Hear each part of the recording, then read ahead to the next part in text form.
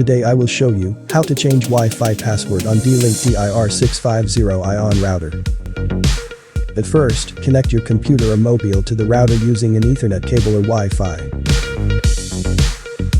Once your PC is connected, open the web browser and go to 192.168.0.1. Now log into your router's panel.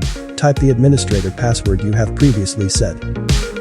If you have not changed this username and password from the default, enter your default username and password. The default username is admin and the password is admin. Then click on Sign In.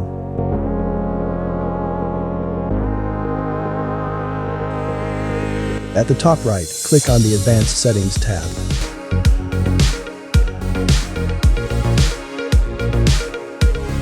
Then click on the Wireless tab. Then click on the Security settings. Now you can see your current Wi-Fi password. Enter the new Wi-Fi password you have chosen. Wi-Fi password must contain at least 8 characters.